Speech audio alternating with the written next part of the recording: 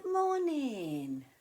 I've got Annie with me. Oh, she was sucking her thumb, but she's just spat it out. Excuse the state of me. I just got out the shower. Literally just got out the shower. Do you want your thumb back? Yeah, for a little while.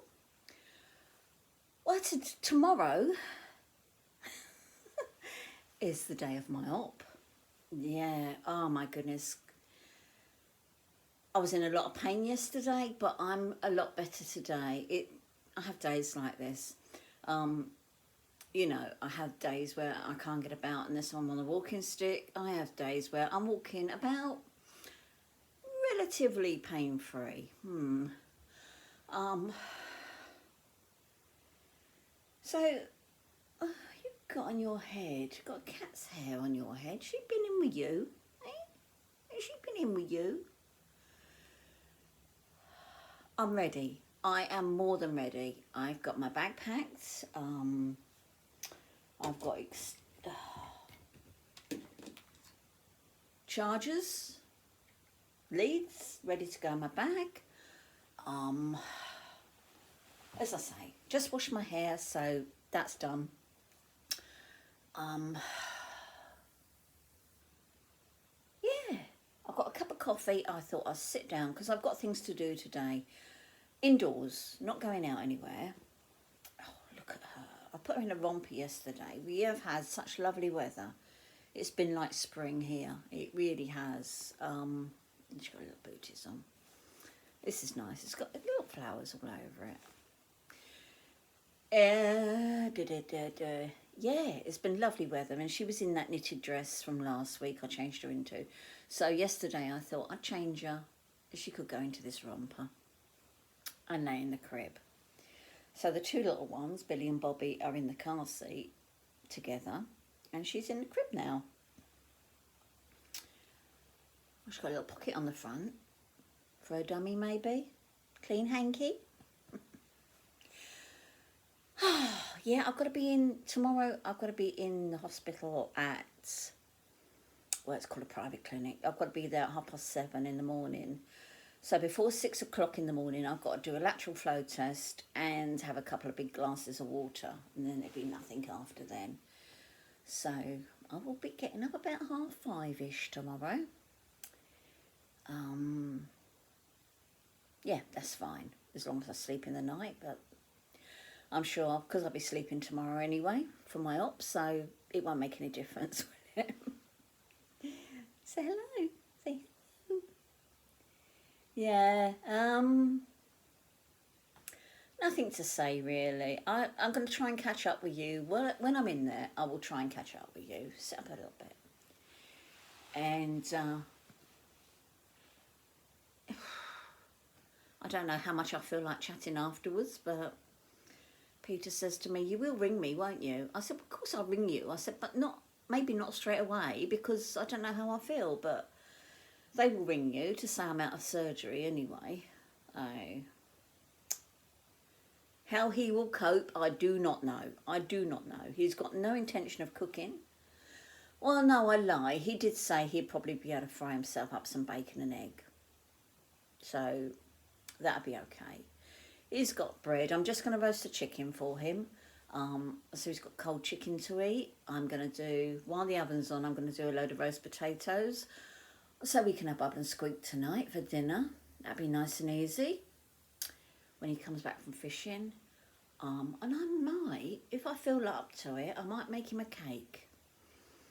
Can't stand on my leg for too long, but I'm sure I can go and mix up a cake. I will see.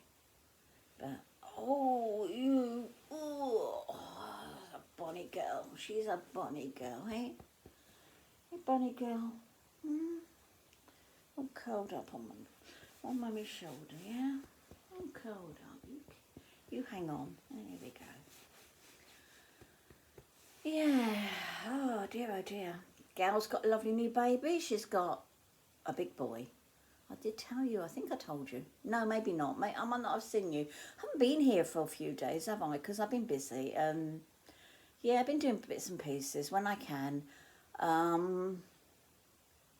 Peter's now decided I might need a raised toilet seat. I don't think I do, but I might get one just to keep him happy. I can order that from Amazon. That'd be here when I come out of hospital, so that'd be fine. And nothing really... Oh, my phone. Nothing really much to say. Just make sure that's nothing important. Excuse me a minute.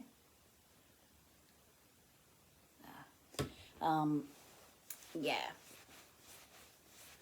Nothing really... Where's my coffee? Got a nice cup of coffee.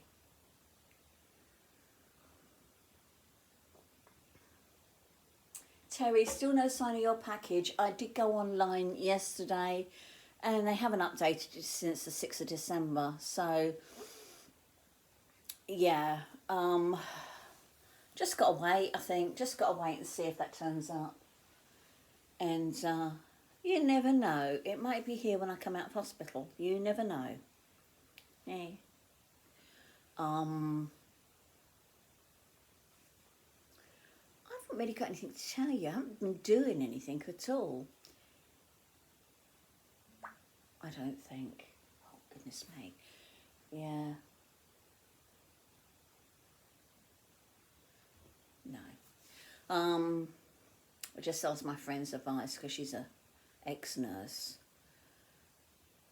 Whether she thinks I need a raised toilet seat or not, and she's just said, no, I don't think so. But I should tell Peter that. He knows, so he'll probably phone her up and won't believe me. He does that. He got me to take his blood pressure months ago now.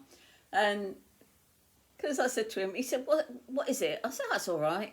What do you mean it's all right? He said, so you phone my friend to check.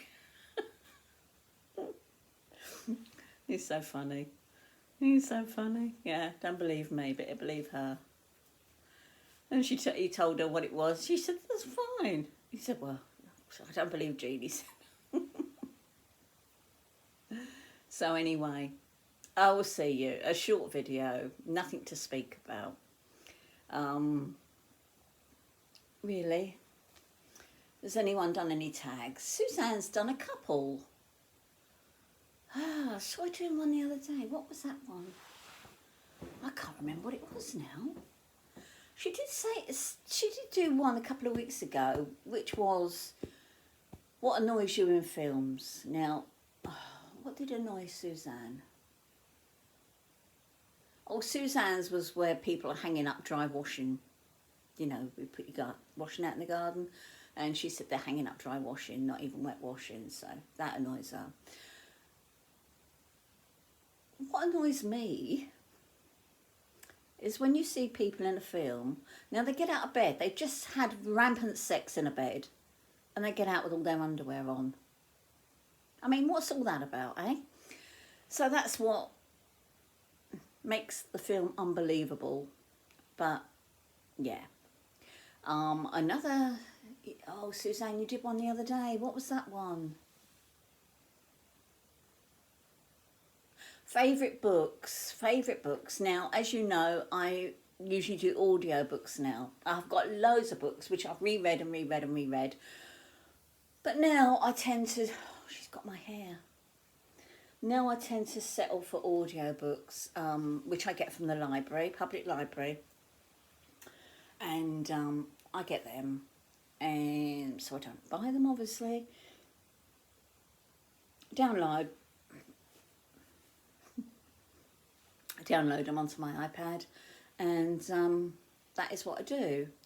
I have joined Amazon Audio before when they sent me an offer, but as soon as the offer was nearing running out, excuse me, I cancelled it, because you can go to the library, public library, you've got a library card, you can do it online, you can do everything, and just download your books. I do like psychological thrillers. Yeah, but then I do go, occasionally I'll go the other way and get a mushy one, but not very often. I've just finished a book now. It's no good asking me names because, I mean, I've done when I was reading proper books, I've done all the Harry Potters, all the Twilight Zones, or the Outlanders. Well, apart from when I got to the last couple, because they were too big for me. I've got them, but I've never got into them because they were big. And I've got one on audio. I could read that. I could, or listen to it, listen. But yeah, it's mainly psychological thrillers. What else? Yeah, I mean, I've got a set of, or half a set of books, because I never found the other half, that were like a romantic, saucy, vampire-y touch. They were quite good. I don't know what they were called, but they were quite good. They're on my bookshelf in there. I'm always thinking, oh, I'll get the rest. But yeah, I've had them years now, and I've got about 4 of the series, and I don't know how big the series was. Shasha, they're probably gone out of print by now, but they were quite close to the mark. Or not. They might have even been really in the mark, but I don't mind that. I don't mind a bit of sauce. I don't mind a bit of killing. I don't mind most things. I mean, I've read years and years ago, in my 20s, I read all the Agatha Christie's. No sauce in those. That was when I was working at the first hospital I worked in. See, that's many years ago, when I was in my 20s. I'm now 64. In that hospital, if you worked on the eye ward, the private ward, or ENT, you worked on your own. Nobody was there. And apart from the eye ward, you had another ward next to you. The others were totally on their own. So, in different places, different parts of the hospital. So nobody was with you at all. And, I mean, they don't do it like that anymore. You always got somebody with you now. But, so time I finished all my work, I bedded everybody down, I used to read, and I used to read a lot. So, private ward, oh God, that was the most spookiest place ever. It was a very old hospital. I'll tell you how old it was. I mean, it had bomb damage. There was bomb damage from the war. One nurse was killed, obviously back in the war. And she threw herself over a patient to protect the patient from this bomb, and she was killed. But on private ward, which was really, really strange, you went along this corridor. Now, it was nights. I mean, nights are different, far different from the days, because there's nobody there anyway. So, I'll tell you a story. Excuse me. Now, you went along this corridor, totally empty corridor. Now, you did have a ward there, Ward 5, which was male surgical. Now, up some steps that way, you had the eye ward. Now, but if you went through doors this way, turned round and went up a flight of stairs, you come to the private ward 1 it was called. Years before I worked there, they had 2 private wards, but the other one was always closed when I was there. Always closed. The years I worked there, it was never opened. So yeah, private ward 1. So you went in, and it was sort of right round corners like this. So you're right. I mean, they've got double doors down the bottom. So if you screamed or anything, nobody would hear you. And it had a fire escape. You used to make sure that door was locked. So a fire escape going out. And Paul McCartney's daughter was in there once. Yeah. And he used to come in that way, the fire escape, him and Linda McCartney. So I thought, I'm not opening it. He can come that way if he likes, but I'm not opening the door. Anyway, he never came when I was on duty. But yeah, you walk past this huge big sluice. Well, it was a wall like this, and the sluice went round the back. So you went in one way and come out the other. And then you had the staff office was there, but you had rooms all along this corridor here. And it was spooky, really, really spooky. And I'll settle everybody down for the night. And of course, you've got the lights off. Very dim, very dim. And it was really old. Well, there's no dim lights, so you had little tiny lights on different places. No dimmer switches in those days. And I go in this office and you sit in an armchair. You can always get yourself an armchair at night. So I'm thinking, well, do I sit behind the door so if anyone comes in, they won't see me? Or do I face the door, sit by the desk? And you know, when you're 20 as well, I mean, it's a big thing. Really spooky, really spooky. Anyway, nothing ever happened there. Not like the last hospital I worked in. Now that, a lot of strange things happened in that hospital. A lot of strange things. Yeah, but that's another story. I'm sure I've told you it before, but yeah. And I also done some bank work when my girls were little, because I left my original job in this first hospital because I had such a horrible baby. She never slept. She only slept for 2 hours per night until she was 5. So I had to give up work. But when I went back, I'd done some bank work in an old hospital that,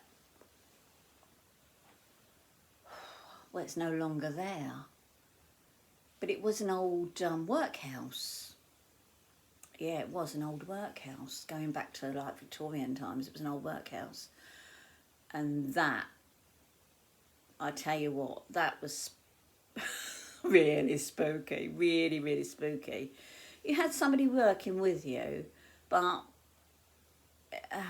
when I went there, most of it was closed down because it was all going up to the last hospital I worked in, the last one I worked in before I retired, because that was a new hospital, and everything was moving, so there was closing the wards gradually. And you had to walk all through these empty wards to get to the one you was working in.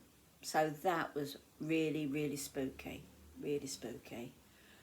And yet again, time for another story. I went one night, I worked with this lady. Now, she refused, absolutely point blank, to go down to the restaurant. There was nobody in the restaurant, but they used to leave things out for you at night. Used to leave you sandwiches and things. You could go and help yourself. And you should get away. If you're working, you should get away from where you're working for your break. Most of the time, night nurses go and have a sleep somewhere. They curl up somewhere away from the ward and have a sleep for half an hour or whatever. Usually in the day room off of the ward, so if they need help they can shout for you.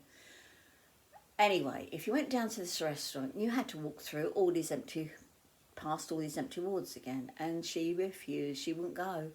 She just wouldn't go on her own. So if she was working over the other side, because there was 2 wards open, just 2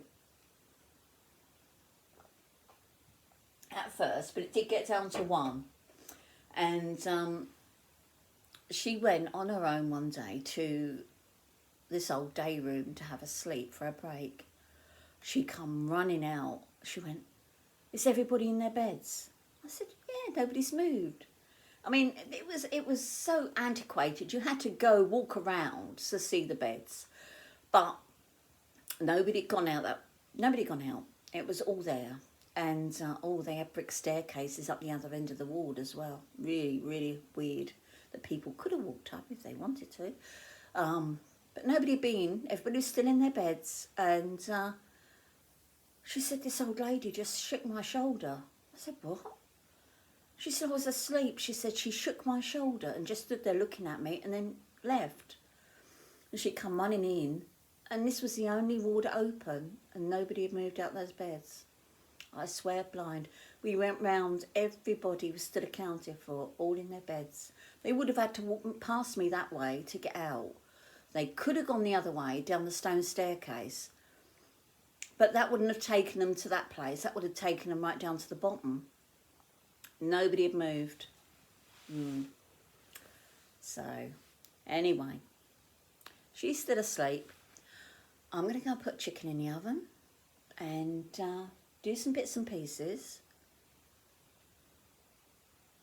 So it's all done, and Peter says to me, he says, leave me out a frying pan, leave me out a saucepan tomorrow before you go, he said, because that's all I use. Excuse me, is that coffee? That's all I use, he said, and I don't want going looking in your drawers and your cupboards. You don't want to look in my cupboards in case things fall out on him. Yeah. Right. Hair's still soaking wet. I'm going to go. See you soon after my op. Yeah. Won't be seeing these babies again for a little while because I won't be getting in there and playing with them. So I doubt Peter will leave me on my own for ages. So I'll see you soon. Bye-bye. Stay safe. Oh, one of my daughters has got COVID. Oh, she's so poorly. She is poorly. But things hit her hard. She's a tight. She's always been a small little thing. But she's okay. Other half is at home looking after the 4 children. She's the one with 4 autistic children. So she said, she sent me a photo. She did look rough yesterday. And Pete said, you ask her if Dean's looking after her. She said, of course he is. He's doing all the swimming runs, the ballet, the dancing. She's going to take one to dancing, the rest swimming, the school runs, the cooking. He's looking after her, bless him. So he's doing it all. But she had to do it all when he worked, but he's been made redundant, so he's doing it all, bless him. And yeah, so hopefully she'll get well soon. And I'll see you soon. I'm going to wave goodbye. Wave goodbye, say bye-bye. Oh no, she's sleepy. Right. See you soon. Stay safe. Bye-bye.